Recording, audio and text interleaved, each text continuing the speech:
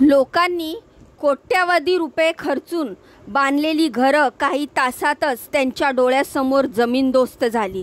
शनिवारी पिंपरी चिंचवड महापालिकेच्या हद्दीमध्ये येणाऱ्या 36 बंगल्यांवर महापालिका प्रशासनाकडून ही कारवाई करण्यात आली। इंद्रायणी नदीच्या पूररेषेत हे बंगले उभारले असल्याने पालिकेने ही कारवाई केल्याचं सांगण्यात येतंय। महापालिकेची परवानगी असल्याचं दाखवून 2017 मध्ये चिखली परिसरातील इंद्रायणी नदीच्या पूररेषेतील भूखंड हा रहिवासी झोन झाला म्हणून त्याची विक्री केली जात होती। रिव्ह विला प्रोजेक्टचं स्वप्न बघून लोकांनी इथं 2-3 गुंठ्याचे प्लॉट्स खरेदी केले, तिथे बंगले बांधायला सुरुवात झाली। हा प्रोजेक्ट इंद्रायणी नदी पात्राच्या जवळपास 1.8 एकर जमिनीवर पसरलेला आहे, पण या बंगल्यांवर कारवाईची प्रक्रिया सुरू झालेली आहे। सुप्रीम कोर्टात या बंगले मालकांनी ही कारवाई रोखण्याची याचिका दाखल केली, पण सुप्रीम कोर्टाने ही याचिका फेटाळून लावली। तसंच हरित लौदाचा निर्णय कायम ठेवला। निर्णयानंतर पालिकेच्या कारवाईमुळे जवळपास 300 लोक बेघर झालेत। हे प्रकरण नक्की काय आहे, हरित लवाद आणि पिंपरी चिंचवड महापालिकेची भूमिका काय, ज्यांची घरं जमीनदोस्त झाली त्या लोकांचं म्हणणं नेमकं काय आहे हे पाहूया आजच्या माहितीतून। तर नमस्कार मित्रांनो, मी रीमा माझ्या या यूट्यूब चॅनलवर तुमचं खूप खूप मनापासून स्वागत करते।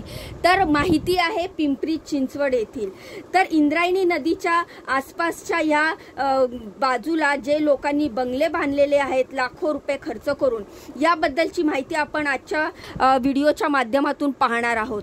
तर सर्वात आधी हे प्रकरण काय आहे ते मी तुम्हाला सांगणार आहे। पिंपरी चिंचवड परिसरातल्या चिखली इथं इंद्रायणी नदीच्या पात्रामध्ये 36 बंगले बांधण्यात आले। ज्या लोकांनी हे बंगले बांधले त्यांनी दिलेल्या माहितीनुसार पिंपरी चिंचवडमधील मनोज जरे नावाच्या बिल्डरने रिव्ह विला प्रोजेक्ट लॉन्च केला। प्रत्यक्षात पूररेषेत अर्थात ब्लू लाईनमध्ये असणारा हा प्रोजेक्ट रेसिडेन्शियल झोनमध्ये असल्याची बनावट कागदपत्र त्याने ग्राहकांना दाखवली। प्लॉट विक्रीचे बोर्ड लावले होते, ते बघून लोकांनी इथं रीतसर स्टॅम्प ड्युटी भरून जमिनी खरेदी केल्या। 2017 पासून या ठिकाणी बंगले बांधायला सुरुवात झाली, पण 2020ला वकील तानाजी गंभीर यांनी ही गोष्ट पिंपरी चिंचवड महापालिकेच्या लक्षात आणून दिली, पण तेव्हा पालिकेने त्यावेळी दुर्लक्ष केलं, म्हणून गंभीर आणि राष्ट्रीय हरित लौदाकडे या प्रकरणाची याचिका दाखल केली। कोविडमुळे या प्रकरणाची सुनावणी रखडली। त्यानंतर जेव्हा प्रत्यक्ष सुनावणी सुरू झाली तेव्हा इथे 3 बंगले उभे होते आणि 1 जुलै 2024 मध्ये या बंगल्यांची संख्या 36 वर पोहोचली होती। हे बघता हरित लवादान 1 जुलै 2024ला या 6 महिन्यात महापालिकेला ही सगळी बांधकामं पाडण्याचे आदेश दिले होते। तसंच बंगले मालकांकडून 5 कोटी रुपयांचा दंड, पर्यावरणाच्या नुकसानाची भरपाई म्हणून घेण्याचेही आदेश हरित लौदाकडून देण्यात आले। त्यानंतर या बंगल्याच्या मालकांनी सुप्रीम कोर्टामध्ये धाव घेतली, पण कोर्टानं हरित लौदाचा निर्णय नियमाला धरून असल्याचं सांगितलं। पुढे डेव्हलपरने पुन्हा दंडाच्या रकमेबाबत सुप्रीम कोर्टात अपील केली। त्यानंतर हरित लौदाने पालिकेला बंगले पाडण्याची जी मुदत होती ती संपण्याच्या वेळी म्हणजेच डिसेंबर 2024 मध्ये या कारवाईला स्थगिती दिली, पण 4 मे 2025ला याबाबत सुप्रीम कोर्टात पुन्हा एकदा सुनावणी झाली। त्यात कोर्टाने तातडीने हे बंगले जमीनदोस्त करण्याचे आदेश दिले। तसंच 31 मे पर्यंत इथली बांधकामं पाडून नदी क्षेत्र मूळ स्थितीत आणण्याचेही आदेश कोर्टाने दिल्याचं सांगण्यात येतंय।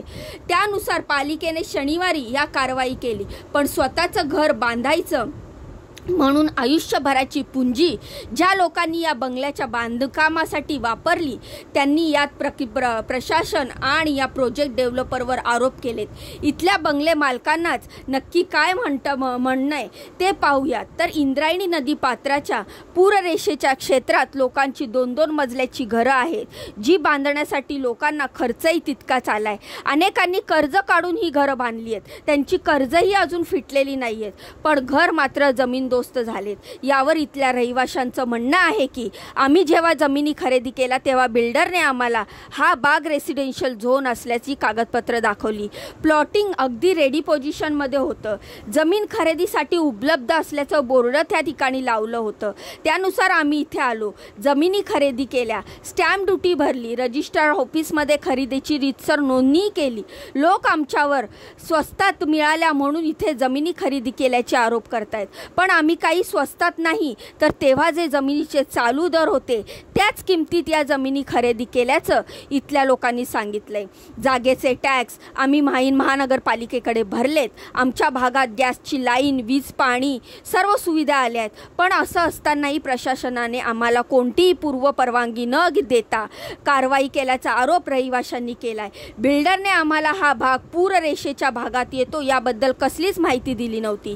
त्यांनी आमची फसवणूक केली आहे. मात्र तरीही हरित लवादान केवळ बिल्डरवर कारवाई करायची सोडून बंगल्याच्या मालकांवर केस दाखल केले. तसेच हरित लवादान कोणालाच यासाठी बाजू मांडण्यासाठी बोलावलं नव्हतं. त्यामुळे हरित लवादानचा निकाल हा एकतर्फी असल्याचं बंगलेधारकांचं म्हणणं आहे. याशिवाय बिल्डरने जी सामान्य लोकांची फसवणूक केली आहे ती राजकीय पाठबळ आणि पालिकेच्या अधिकाऱ्यांच्या मदतीशिवाय होऊ शकत नाही असाही रहिवाशांचा आरोप आहे. तसंच सुरुवातीला जेव्हा इथे बंगले बांधण्याचं बांधकाम सुरू होतं तेव्हा पालिकेचे अधिकारी विचारपूस करायला आले. त्यांनी लोकांना या ठिकाणी बंगले बांधण्याची परवानगी आहे का विचारलं. तसंच तुमच्याकडे परवानगी नसेल तर 50,000 रुपये द्या, तुम्हाला परवानगी देतो किंवा तुमचं बांधकाम कायदेशीर करून देतो असेही अधिकारी बंगले मालकांना सांगत होते. शिरसाट आणि अलर्ट नावाचे अधिकारी यामागे असल्याचंही इथल्या रहिवाशांनी सांगितलंय. जर ही बांधकाम अनधिकृत होती तर प्रशासनाने तेव्हाच यावर निर्बंध का नाही आणले.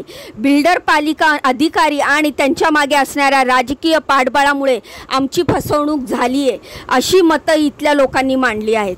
या सगळ्यावर पिंपरी चिंचवड महापालिका आयुक्त शेखर सिंह यांनीही पालिकेची बाजू मांडली. यामध्ये ठिकाणी 2018, 2019 आणि 2020 मध्ये बंगले बांधले जात होते. त्यावेळीही पालिकाने नोटीस जारी केल्या होत्या. सामाजिक कार्यकर्ते आणि वकील गंभीरे यांनी जेव्हा हरित लवादाकडे याचिका दाखल केली तेव्हा लवादाने देखील चौकशीसाठी एक समिती स्थापन केली. समितीच्या चौकशी सुरू होती तेव्हा या ठिकाणी 29 लोकांचे बंगले होते. मात्र समितीचा अहवाल पूर्ण होईपर्यंत या ठिकाणी 36 बंगले होते. कोर्टात या प्रकरणावर 4 मेला बंगले वाढवण्याचा निर्णय कायम ठेवण्यात आला. तरीही आम्ही लोकांना काही दिवसाचा वेळ दिला होता. 13 दिवसांनी ही कारवाई करण्यात आली होती.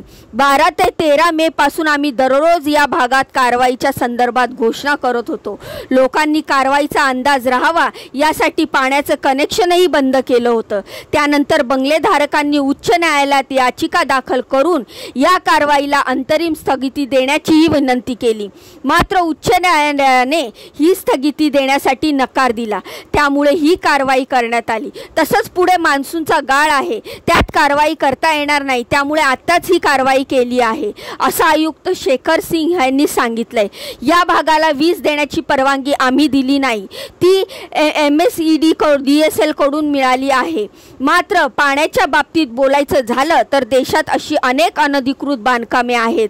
पण अशा ठिकाणांना पाणी द्यायचं नाही हे माणुसकीच्या दृष्टीने बरोबर नाही. त्यामुळे या सुविधा देण्यात आल्या. या लोकांनी टॅक्स भरला कारण त्यांनी महापालिकेच्या सुविधा वापरल्या. तसंच 2024 मध्ये सुप्रीम कोर्टाने स्पष्ट केलंय की तुम्ही जरी प्रॉपर्टी टॅक्स भरत असाल तरी तुमचं कन्स्ट्रक्शन अनधिकृत असेल तर ते अनधिकृतच राहील. बिल्डिंग परमिशन घेतलेली नाही ते बांधकाम कायदेशीर असतं. त्यात पूररेषेच्या क्षेत्रात बांधकाम करणं याला कोणीच परवानगी देऊ शकत नाही. ज्या अधिकाऱ्यांची नावं या प्रकरणात समोर येत आहेत त्यांच्यावर नक्कीच कारवाई होणार आहे. या प्रकरणाचा सगळा तपास केला जाईल असं आश्वासनही पालिका आयुक्तांनी दिलंय. पण इतक्या वर्षापासून सुरू असणाऱ्या बांधकामाला पालिकाला आधीच रोखता कसं आलं नाही, यात दोष नेमका कोणाचा? पालिकेच्या या कारवाईमुळे लाखोंचं कर्ज काढून ज्यांनी हे बंगले बांधलेत त्यांची खरंच फसवणूक झाली का असे प्रश्न या प्रकरणामुळे निर्माण होत आहेत. तर आता या प्रकरणाची चौकशी सुरू असली तरी ज्या ड्रीम हाऊसचे स्वप्न आपण बघितलं होतं त्यासाठी खर्च केलेले कोट्यावधी रुपये आम्हाला कोण परत करणार, आमचं नुकसान कोण भरून देणार, असाही सवाल आता बंगलेधारकांकडून विचारला जातोय। इंद्रायणी नदीपात्रातल्या या कारवाईबद्दल तुम्हाला काय वाटतं, याविषयी तुमच्या काय प्रतिक्रिया आहेत मला कमेंटच्या माध्यमातून नक्की सांगा। जाण्याआधी व्हिडिओला लाईक करा, चॅनलला सबस्क्राईब करा। भेटूया पुढच्या व्हिडिओमध्ये अशीच महत्त्वपूर्ण दमदार माहिती घेऊन। तोपर्यंत स्वतःची काळजी घ्या। बाय आणि नमस्कार।